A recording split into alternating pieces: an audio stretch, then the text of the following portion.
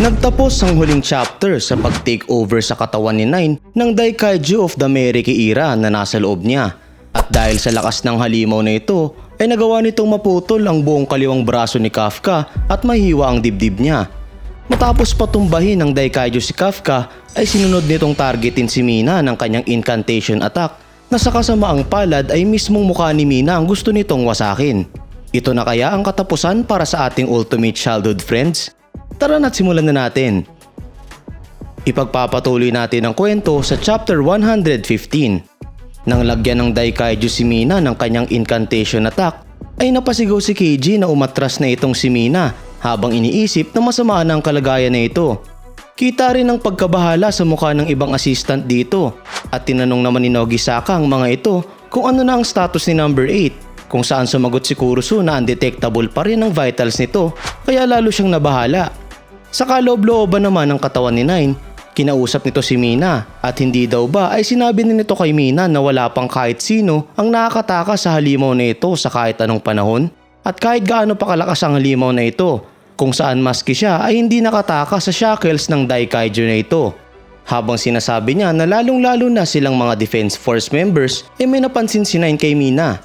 Nakita niya ang itsura ni Mina dito na kahit nakaharap nito ang kanyang katapusan ay nakapinta pa rin sa kanyang muka ang tapang at drive na manalo. Dahil doon ay napatanong si Nine sa kanyang sarili kung anong klaseng tingin ang nakikita niya sa mga mata nun. Ipinakita naman dito ang emblem ng 3rd Division at sinimulang ipaliwanag ni Mina na lagi na lang ganito ang nangyayari noon pa man. Meron daw isang tanging tao na laging tinutulungan siyang punan ng kanyang napakaraming flaws. Ang taong laging nakiklear ng way para mas madali siyang mag-operate. At kapag nakakasalubong niya daw ang isang pader na hindi niya kayang patumbahin ng mag-isa, ay lagi itong nandoon para magbukas ng landas para sa kanya. Ang kanyang ultimate adjutant. Meron namang nag-reflect sa kanyang pupil habang tinatapatan niya ng pistol si Nine at lumalabas na dumating dito si Hoshina at tumalon niyon galing sa likod ng Daikaiju para tulungan siya. Agad na naghanda si Hoshina na gamitin ang kanyang Hoshina style Sword Slayer Technique No. 6, 8-fold slasher at pagkalapit niya sa may likod ng Daikaiju ay nagpadala siya ng 8 napakabilis na slashes papunta sa halimaw na ito. Lumanding siya sa lapag matapos yun at kita ang paggagulat sa mukha nila Keiji at ng ibang manonood sa laban na ito. Na-stutter pa nung una yung isang assistant sa control room pero di nagtagal ni napasigaw ito na dumating sa eksena si Vice Captain Hoshina at si Numbers Weapon 10. Napasigaw din si Nogisaka na nakarating ang dalawang ito sa tamang oras. Si Okonogi naman ay agad na binalaan si Hoshina sa paparating na atake ng Daikaiju galing sa kanyang likod kaya agad yung napalingon doon. Sa kabutihang palad, bago pa may palabas ng halimaw ang incantation attack nito, ay napigilan niyo ni Mina gamit ang kanyang mga pistol shots na nagpapilit sa Daikaiju na umila gamit ang isang phase shift move.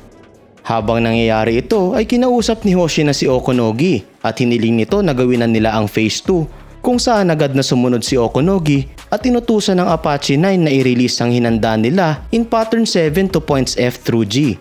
Kinausap din ni Hoshina si Ten at pinaliwanag niya na yung kalaban nila ngayon ay mas malala pa sa kinaharap nila kanina kaya kinakailangan nilang mag-all out simula pa lang kung saan tinawag lang siya ni Ten na fool.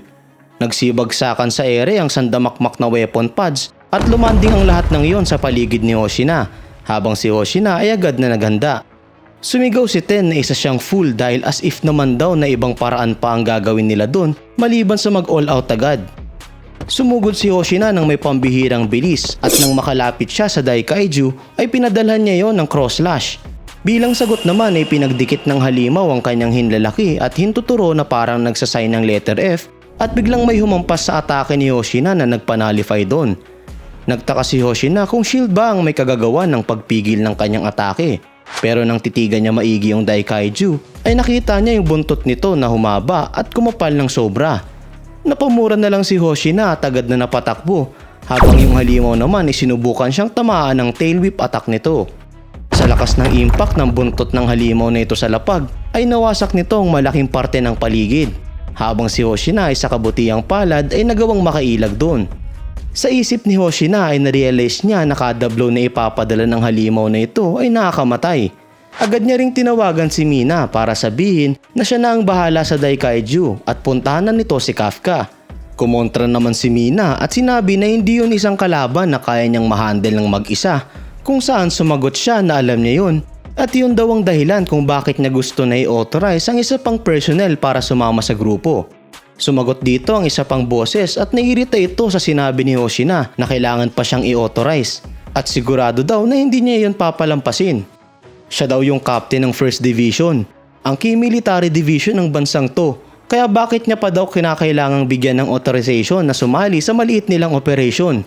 Napangangayong mga tao na nasa control room nang marinig ito at lumalabas na nasa eksena na yung may-ari ng boses na ito na nakatayo sa tuktok ng isang sirang building sa may likod ng Daikaiju.